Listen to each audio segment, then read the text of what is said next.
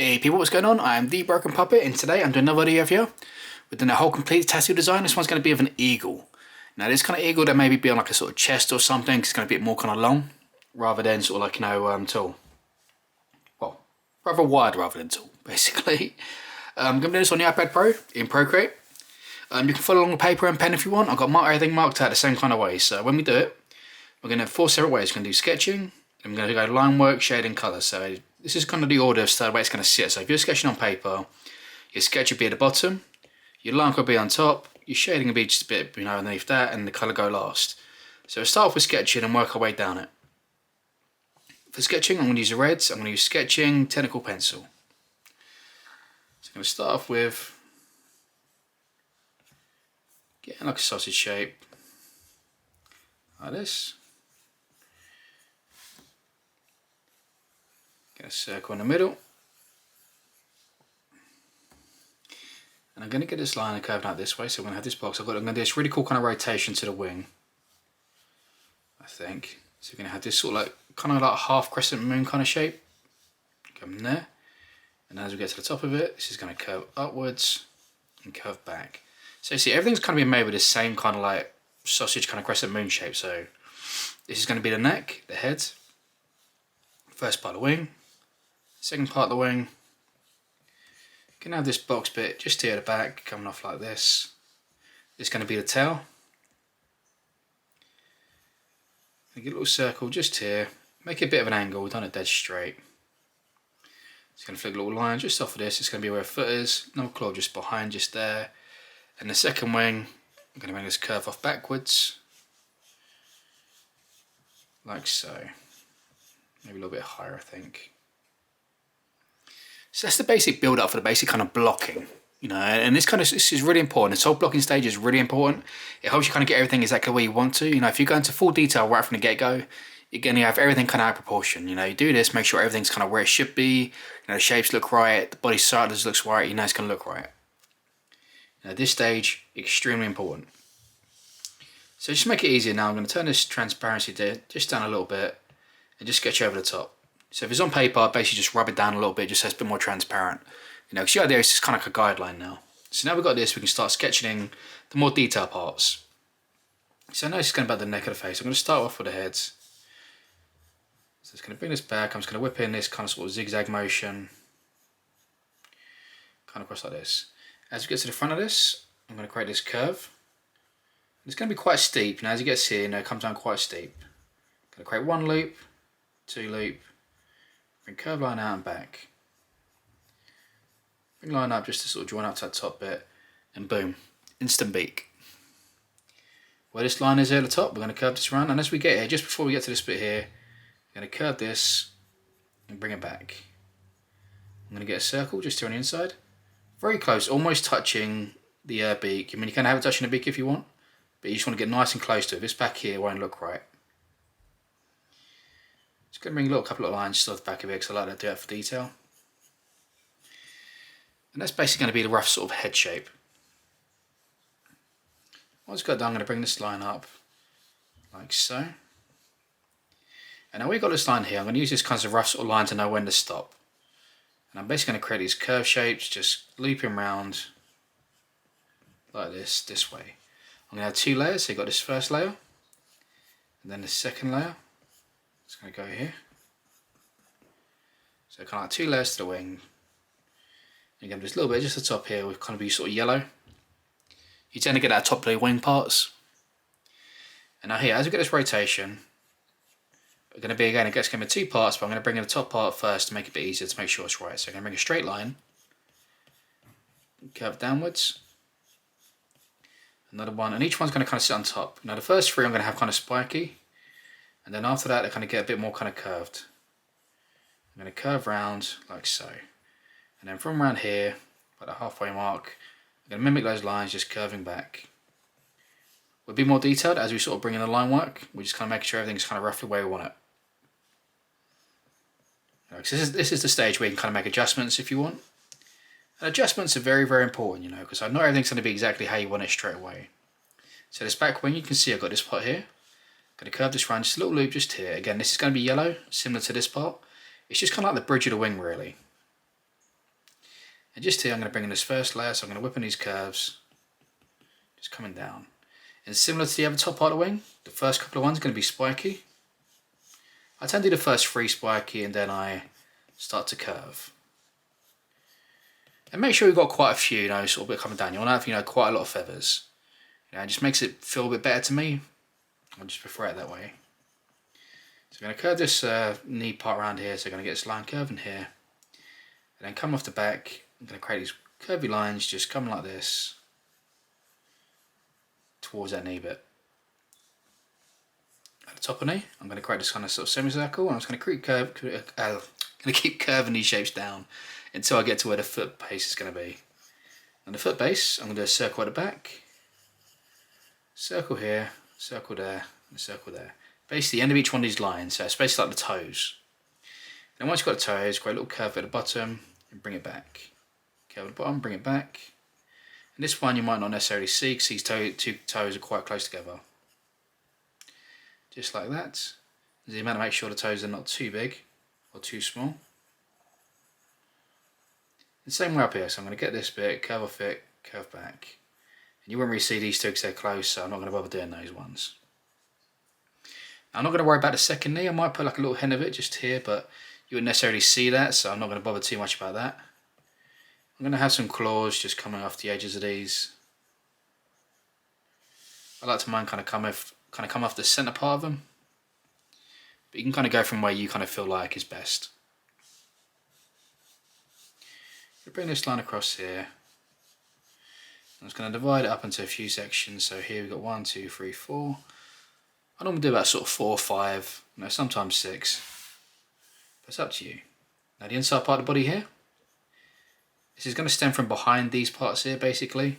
You're going to have these semicircles kind of curving, and each one's going to connect up to the centre of the one before it. And then as I get to the side here, I'm going to slightly reduce them. Just come off the tail a bit like that. Now the edge of the tail here, you can kind of do what you want. I'm going to create like quite simple kind of curves. And I'm going to have another little bit of detail just coming in the middle here. I'm going to have a secondary line coming down the middle of each one of those, I think. I quite like that. So you see we've got like a nice build up now to the actual body shape. I'd say we've got enough to kind of go into the line work now. So I'm going to click up here, go into line work. Go to black, so get like your black pen out if you're drawing on paper. So you get your nice kind of marker pen. I quite like using uni pin liners, they're quite nice on paper. And make sure you get yourself some good quality paper as well. So we're now going to go over everything we've just done with the line work. I'm going to use monoline on a calligraphy. I really like this, it gives a nice bold line. Really good for old school and stuff. On the line work layer,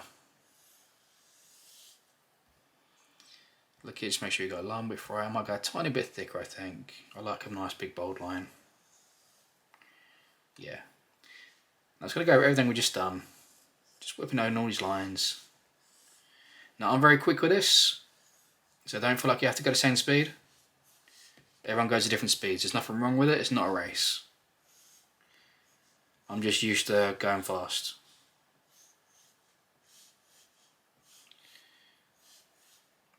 I've been tattooist for like about 14 years now, I think. So I've got a bit of fair experience, so I can go fast because I'm just used to doing it. That's literally all it is. A lot of people sort of want to say, sort of talent and stuff. It's not, it's just experience. That's literally all this is. So now we've got that line now. I'm going to bring in these first ones just here. Don't worry too much about the bottom part here because it's going to be blacked out. So just try and bring them across roughly about even space apart. Just sort of focus more on the spacing than the actual bit. I'm going to create a little dip just inside each one of these. Just for the first 3. Nothing too crazy.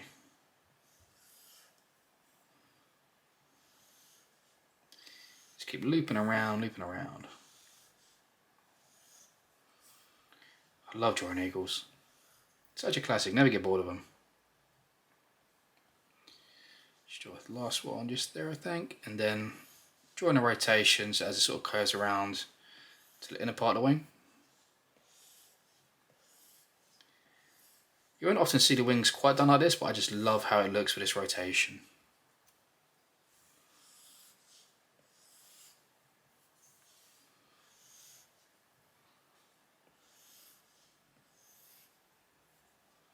So just keep putting them up one by one, just keep getting them in there.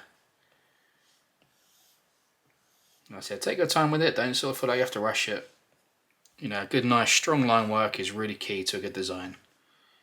You know, if the line work isn't quite there, it won't look as nice.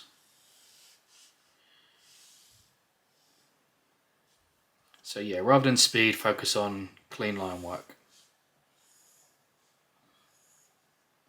Go same with a tattoo, you know, it doesn't matter how fast you get with a tattoo, you know, if your line work doesn't look good, the tattoo probably won't look good. So priorities should always be in the right place for these sort of things. So in my opinion, yeah, nice clean line work is key, especially if old school. You know, and if something's not going to be clean, make sure it's styled in the right kind of way. You know, a lot of time with old school and stuff, sometimes you can get away with sort of purposeful dodgy lines, is the way I kind of want to put it. It's kind of hard to describe, but sometimes in old school, certain lines are deliberately not put to be perfectly aligned or perfectly straight, which kind of adds a bit to the old school kind of charm.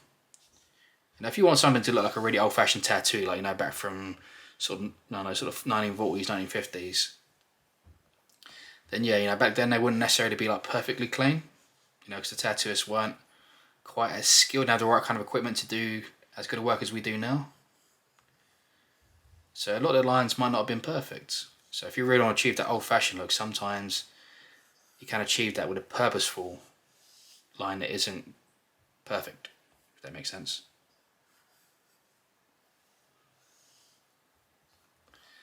I'm going to do this similar kind of curve through the toes. I like to do that. But I'm going to do that with a thinner liner, I think. I mean, with old school, generally we'll use the same size liner for everything, but I like to break the rules every now and again, just for stuff like that. I'm liking how that's looking. A little secondary part I need just there. So I'm going to whip in these lines just there.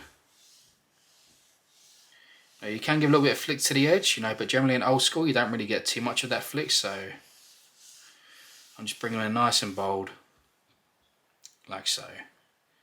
It really kind of helps stylize it, I feel. Just going to whip in these little curves just here off the knee, coming down towards that foot, like so. I'm going to put in these little loop bits just here at the back, just to add that bit of feather texture going through it. And we kind of curve up to the center of each one. Basically like scales and a koi fish or a dragon. It's the same principle. You know, but what can be scales can also be feathers. It's just generally a very classic tattoo thing, really. It's a very common pattern used in a lot of things. You know, you'll find it in sort of Japanese stuff, with like even like armor and clothing. You'll find it in old school, neo-traditional. Pretty much every style kind of adopts it at some point.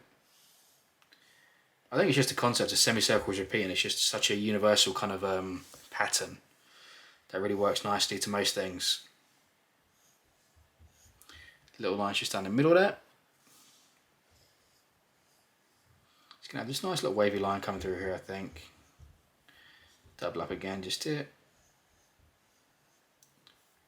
Now, lines don't always have to be straight to be cool. You can sometimes play around with the actual shape. So I'm going to come in here.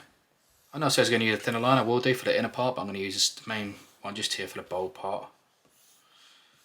You'll see what I mean in a sec when I do it. I basically put like a little thinner line on the inside, and I kind of use that to separate colours when I'm colouring. I generally do that through the scales probably as well. I'm liking this. But it is an eagle. You know, you can't not love an eagle. If you don't love an eagle, you probably don't love tattooing.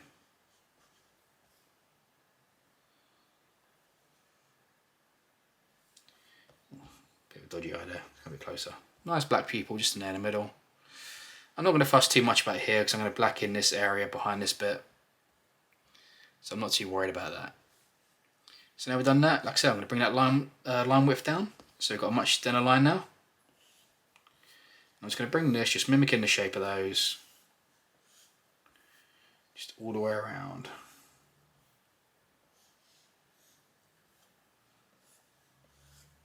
Now when we get to the colouring, obviously I'm going to use here, I'm going to use like a spray paint tool on here. If you do it on paper, you know, for old school stuff, I highly recommend stuff like either markers, water paints or ink. You know, you can really achieve a really good old school look with those. You know, stuff like maybe acrylics might not necessarily be perfectly suitable. Not that you can't achieve it, but it's not really tradition what it's done with. But to be honest, just make do with what you got, you know. Everything can be achieved through everything with everything, you know, it's just a matter of technique and style, really.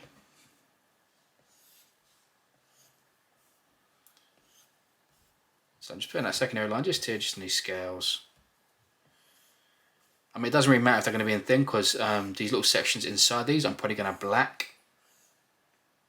What I might do, I'll see, I might try them in brown so they look brown, but 9 times out of 10 I tend to blacken these parts. And I maybe do a bit of colour just in the secondary bit. But you'll see as we do that, you know, you'll understand what I'm doing as we do it. It'll make sense in the end. So I'm really liking that, it's got a really nice kind of vibe to it.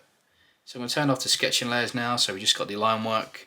And then click on reference, so click on the layer here, click on reference. It just makes it easier to select. You know, because the one problem you have when doing digital, you know, trying to sort of draw from the edges outwards can be a bit more tricky, unless you actually add the selection tool. In my opinion, it's one advantage that traditional drawing has over digital. So I'm going to select the wings to begin with. I'm going to select, if it goes white, it means you've accidentally clicked on the line work. And you've got a selection tool up here, I've just got automatic clicked on. And I'm going to go, make sure you're on the shading layer. If you're not on the shading layer, you're going to be doing it on the wrong layer. And you don't want to go on your line work layer. So it's going to go like this. I'm going to go to my spray painting tool. You know me, it's my favourite one. I like the medium nozzle. I'm going to go fair size for this. A bit smaller than that actually, not that fair size. I'm just going to go back and forwards, coming across like this. The same way I would do it if I was painting it, it's the same kind of technique. And if I was using water paints, I would generally go like in this sort of like general direction. Then do the secondary wing part just here. Same technique, plenty of black, you know, you want to get a lot of black in the wings. Well, you just generally want a lot of black in the eagle, you know, if your eagle doesn't look right, you might just not necessarily have enough black in there. You know, like black is very, very necessary for old school work. You know, like traditional kind of styles generally consist of a lot of black. And like I said, like when we said about not worrying about those kind of lines there, it's because I was going to black those ones out, like so. You know, I mean, it's worth being neat, you know, but if it's an area that's going to make no difference, then there's no need to sort of stress about it. Same concept now with the other side of the wings. So we're just selecting them. And then just doing that side to side motion. The same way would be if you're just painting it. Or using the markers.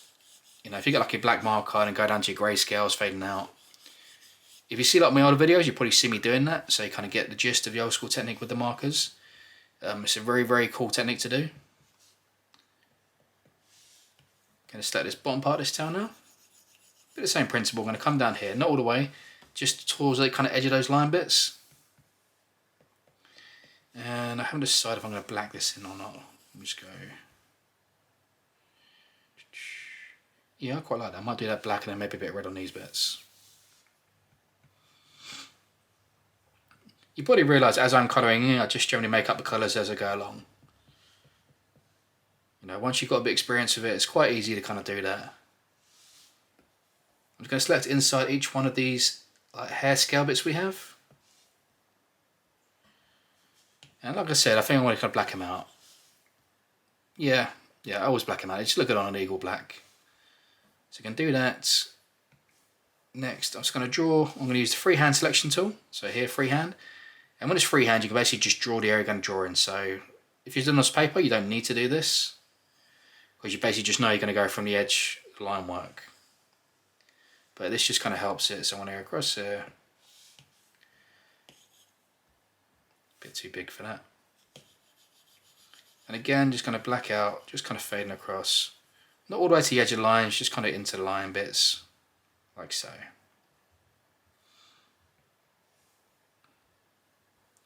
And that's most of the black all done now. So now we've got it done, I'm going to go into a bit of the other colours.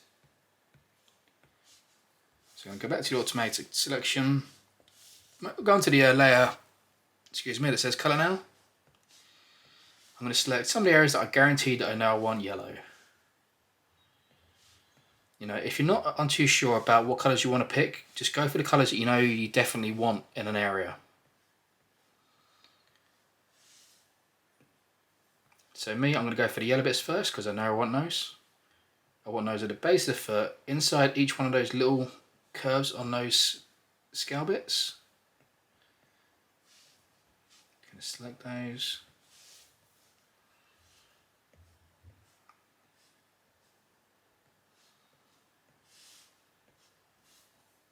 If it goes blue, it just means you kind of select it a bit close to the line work, so just 2-finger tap and go back.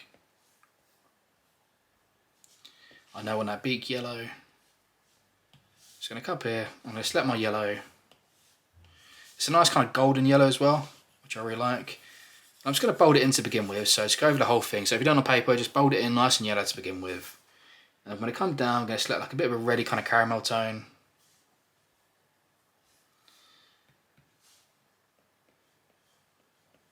And I'm going to select inside those kind of scale parts on the feet.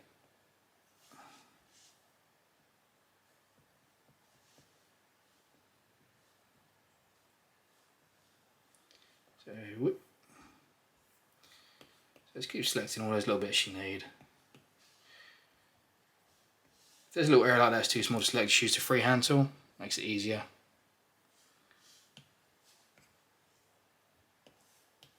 So I've got this nice kind of browny, kind of caramel-y tone. I'm just going to put that over the top for now, just like that.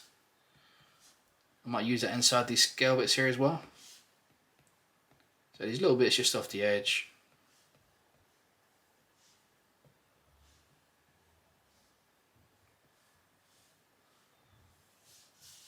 And just freehand this last little one just here.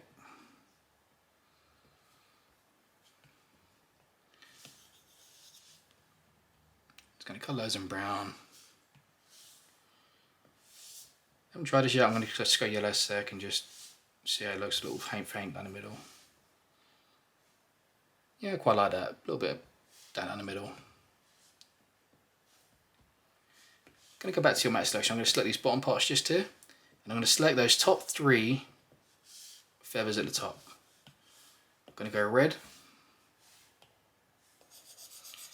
Just going to put red on the edges of these, not connecting up with the black.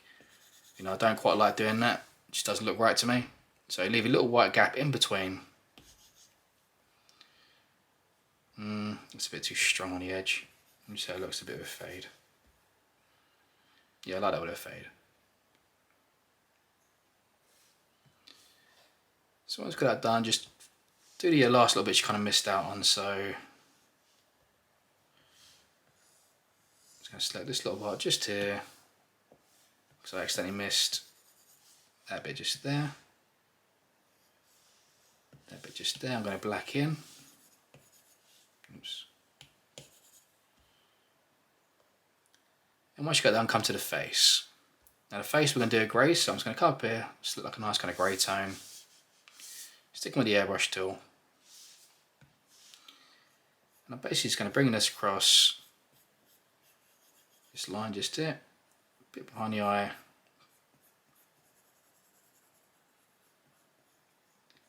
Bit around it. Just a bit across the bottom. I'm going to go very simple with this, so I'm just going to flick a little bit just down the centre of each one of these bits.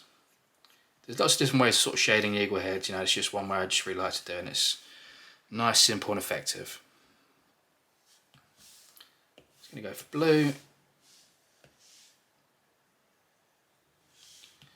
Just going to make that a bit stronger actually. There we go. Nice blue eye. And lastly, it's going to draw behind all this, just create another layer, just another little effect which I quite like to do. You've probably seen me do this before because I know I like to do it, so I know I've probably done it a few times before. Just going to draw a round circle, hold it down, and then click and make a perfect circle. I'm going to do that. I'm just going to colour in these bits. If doing this on paper, don't sort of colour in everything. Just colour between the edges. You'll see in a sec the effect I'm going for. On here, it's really easy to eliminate colours, so I'm going to do this. And it speeds it up. So basically got this selection here, so I'm going to go automatic. Why is that selecting everything on the outside? Alright, there we go. So I'm going to select that. I'm going to click invert. So it's going to select inside it now. And I'm just going to erase those red bits from the inside. Just like that.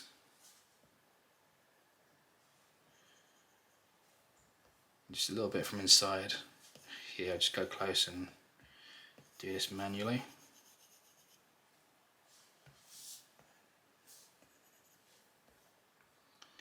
Nice kind of red circle just in the background, just kind of sets them off.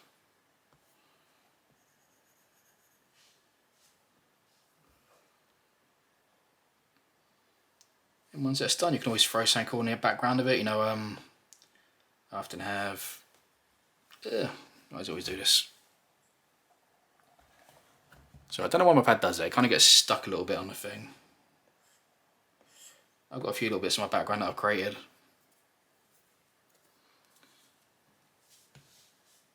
Just put this, click it to multiply, and just put it on top. You know, a lot of time the old school stuff's done on the old fashioned kind of paper and it just kind of adds to effect. You know, you've probably seen me do this quite a lot. And there you have it, people. That is how you draw an old school eagle. I hope you like it. I hope you check out my videos, comment, like, subscribe, all that other jazz. I'm the Broken Puppet, and I'll see you next time, people. Peace.